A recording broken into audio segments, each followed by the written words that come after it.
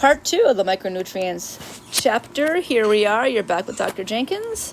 We spent the first part of this chapter talking about vitamins, and now we're back to talk about minerals because they're both micronutrients. So here we go. We're going to do a compare and contrast. So we remember that vitamins are organic and they contain carbon. And because of that, vitamins, because they contain carbon and are organic, they tend to be more fragile. When exposed to air, they oxidize. Their vitamin content can change with cooking. But minerals are inorganic. They do not contain carbon. So generally speaking, minerals in foods are not as fragile. The functions we'll talk about. Similar to vitamins, same thing. Most minerals do not need to be broken down. Something that's new, and it's not going to be on the test, but I just want to point it out. Some minerals aren't even absorbed or are only partially absorbed. So that's unique. Some minerals can have their function in the body without being absorbed and then just move right through us and be excreted in our poop. But I'm not going to ask you that for the test. It's just an interesting thing.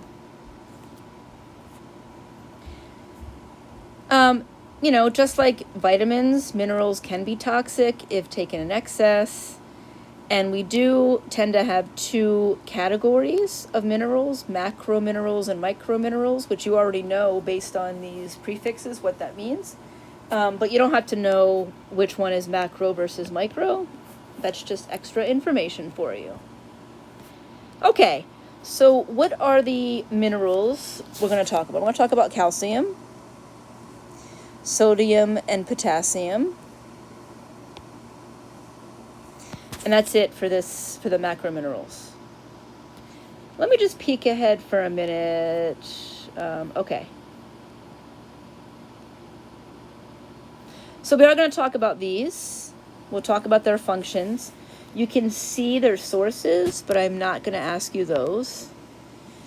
When we talk about vitamins and minerals, I already mentioned eat your vegetables, but a lot of minerals and some vitamins are in leafy greens. So you might think that you're getting enough of your vitamins and minerals if you're just eating broccoli, which is kind of a leafy green, but not really. But a lot of our vitamins and minerals are in those leafy greens. So spinach, kale, bok choy, which is really good. Okay. Just saying. So we'll talk about each of these specifically. Here's a list of the same macrominerals, the daily needs, the excess, and the deficiency. The only thing I'm going to ask you about here would be the effect of a deficiency of calcium. What we're going to find out is calcium gives structure to bones, but we also need calcium because it is indeed an electrolyte, that charged particle that carries a current. In addition to giving structure to bones, we need calcium for a muscle contraction, for a nerve impulse. And that sometimes gets lost in translation because we seem to focus so much on the role of calcium in our bone health, which is true, but it also is needed for every muscle contraction. So because of that function, a weakness in calcium could be impaired muscle contraction, or of course, a condition called osteoporosis, or a low bone density, where instead of the bone being nice and full of calcium and compact bone tissue, the bone is a little bit more porous, not as dense. But everything else here is just a reference for you. All right, so we'll talk about sodium. We already know that sodium is an electrolyte, a charged particle that carries a current. We already know that sodium is found in higher amounts outside of the cells. You don't need to worry about sources. As you're probably not surprised to hear, here in the United States, we tend to not have a hard time getting enough sodium. because our food is heavily salted, and because of a lot of our food has preservatives, so it can stay in a truck longer, to get to the grocery store, to stay on the shelf longer. So that's extra information. In terms of the functions, we know that, let me just, trying to make sure I'm consistent here. Okay, so we're going to list our own functions up here. So we know that sodium, it's an electrolyte, so it's needed for muscle contraction.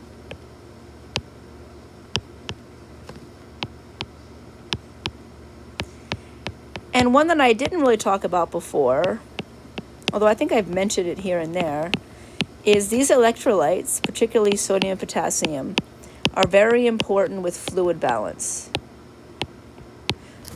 So as we talked about, we know that fluid inside the cells and outside the cells, we know water is constantly moving into the cell and out of the cell. We know that electrolytes are constantly moving into the cell and out of the cell. And that is exactly one of the roles of those electrolytes. In fact, when we talk about sodium, there's a pretty important axiom in physiology that states that water follows salt. So wherever sodium goes, water follows. And that means that we can utilize sodium in fluid balance. So we can move our sodium ions in a certain direction, knowing that water is going to follow. Okay, so we'll just we'll focus on these two functions. This is from your textbook. You don't need to know these specifics, but it should come as no surprise that we have a lot of sodium in our foods. I'm going to go back to the recommendations. I want to say it's about 1,500 milligrams. Let's see. This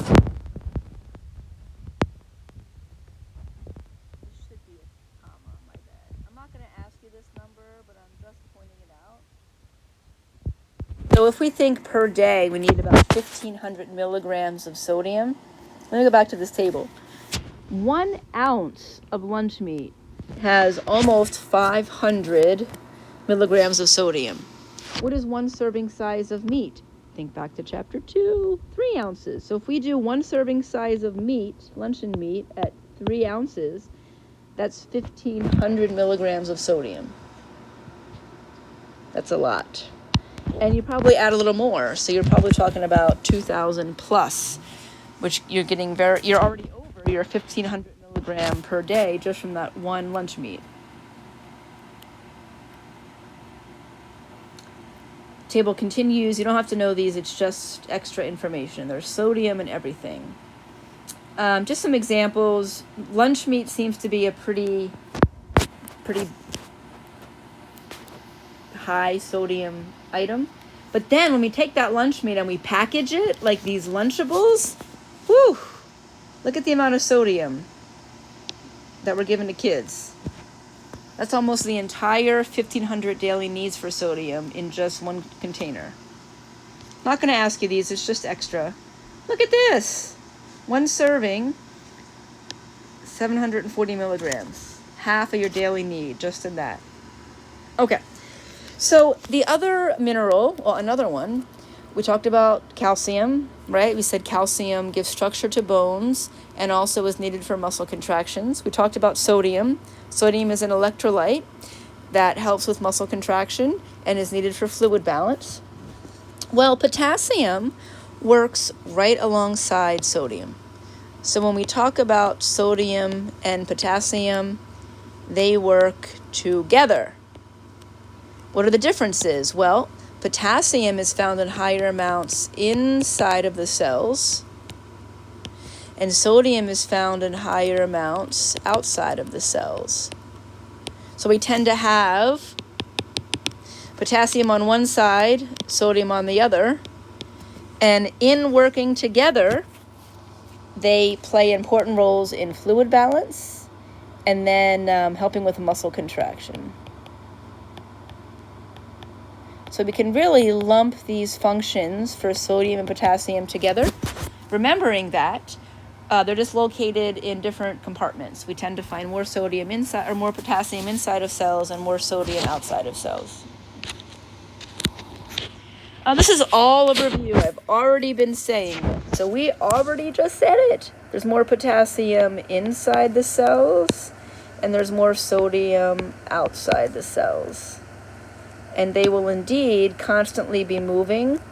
And it is our body's strategic movement of these ions that can help us create an electrical impulse for a muscle contraction or a nerve impulse, or to help move water to where it's needed.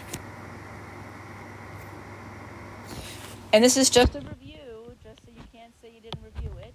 You remember that electrolytes are charged particles that carry a current. They're needed to make a nerve impulse and a muscle contraction, and now we also know that they assist with fluid movement in the body.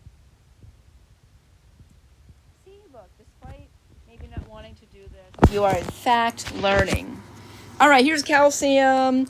I talked about it already. Gives structure to bones and needed for muscle contraction.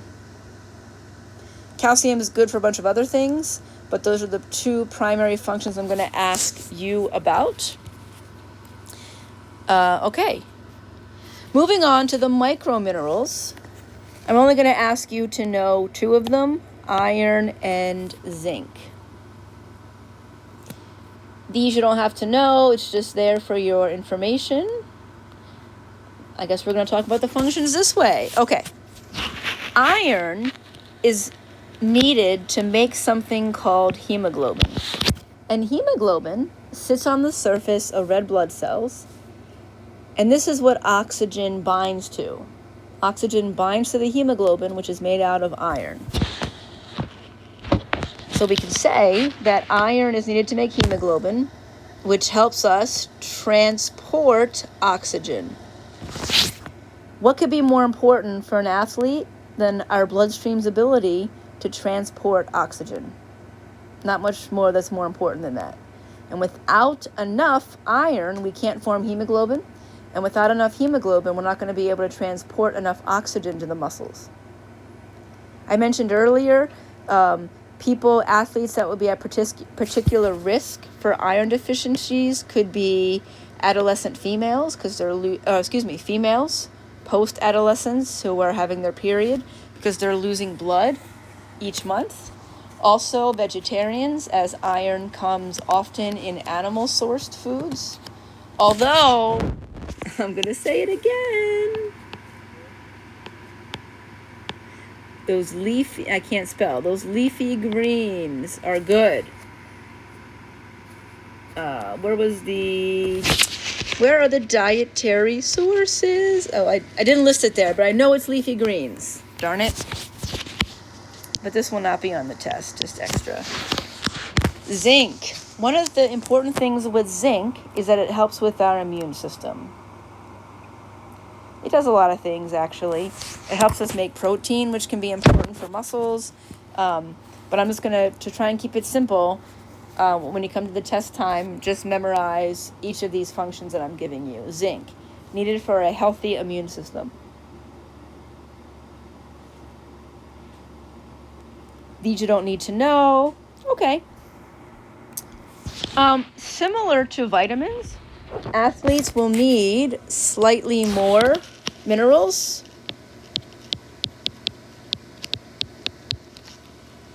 But still, we can meet most of our vitamin and mineral needs, or all of them, through a proper diet.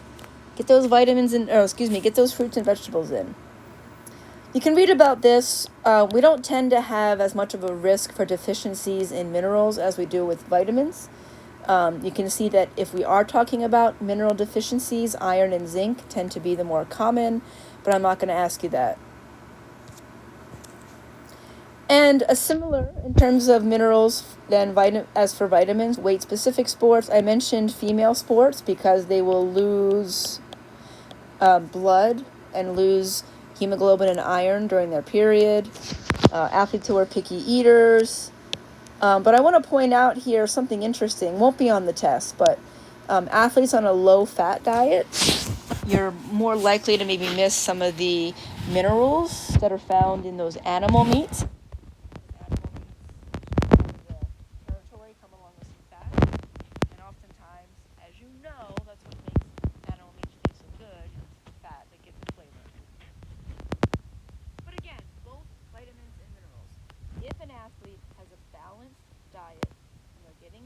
calories, they should be pretty easily able to meet their micronutrient needs. This is a review of talking about the most important vitamins and minerals. I've grouped them into what their functions are, but I've already talked about this. If this way of breaking it up is better for you, it is available right here. Okay, same thing here. I've just grouped them a little bit differently. How do we assess vitamin and mineral status? Well, the simplest way, and what we're going to do this semester in this course, is through a dietary analysis.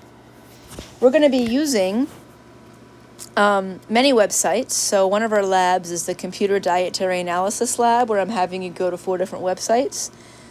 Later on in the semester, when you do your athlete diet plan, you're going to be using MyFitnessPal. I mean, now we can get this information free. It used to be ideal. You had to buy a fancy CD or something. Now it's all free. You make a free account, MyFitnessPal. You enter in your age, height, weight, activity level, and then you can actually log what you eat every day.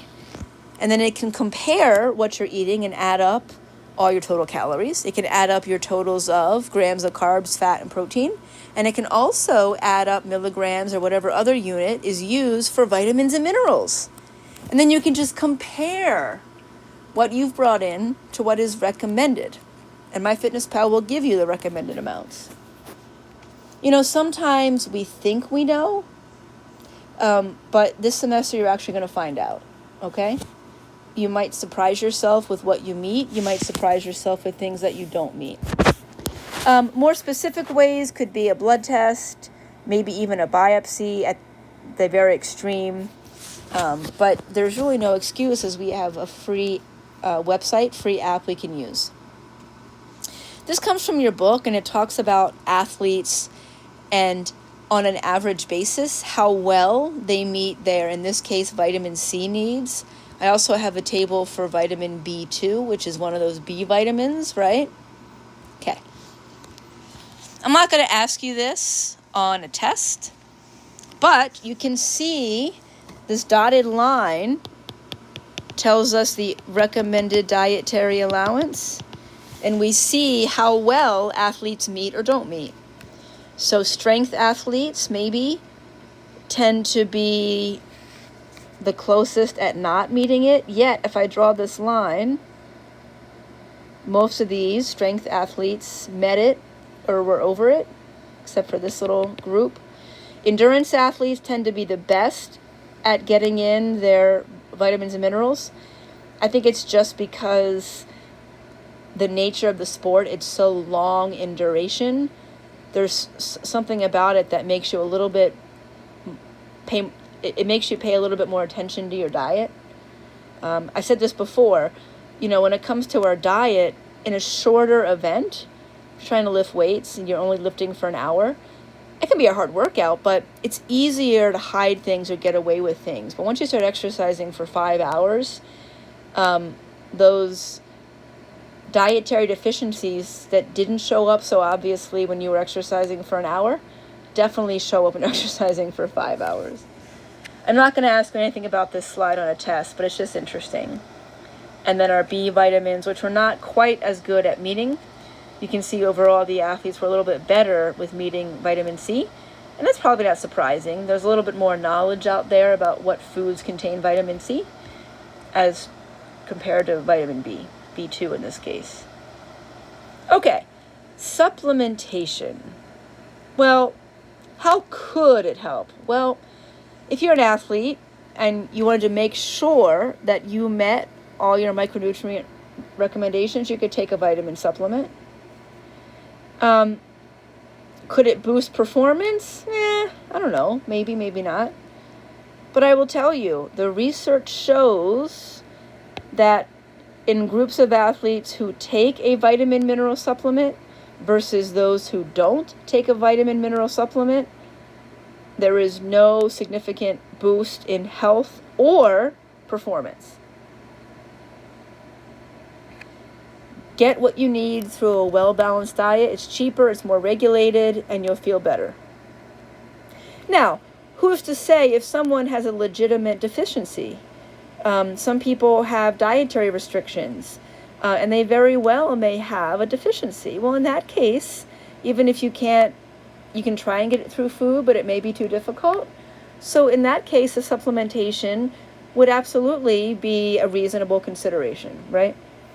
But I would say it's always good to do a diet analysis, which is free, by the way, to see where you stand first, right?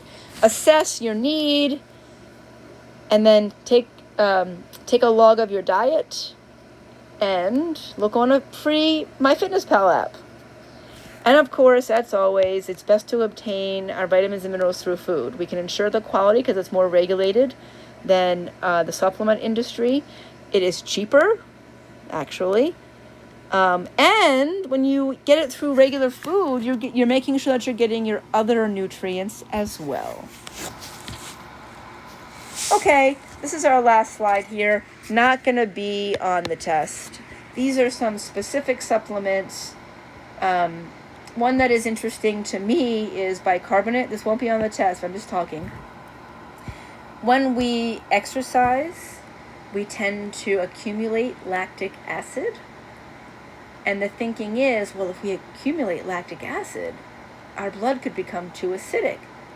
So why not make a supplement that is alkaline, bicarbonate, to counteract it? But you know what? No benefit. Because what we found is that our own buffer systems are way better than any supplement. So if you just let your body do its job, it will be better than a supplement. And also included in that, in terms of lactic acid, a little soapbox again here, is if you train properly. If you build at an appropriate ramp rate, give yourself the appropriate recovery, give yourself the appropriate nutrients, you don't need this crap. All right, well done. Another chapter in the books. Onwards and upwards, everyone.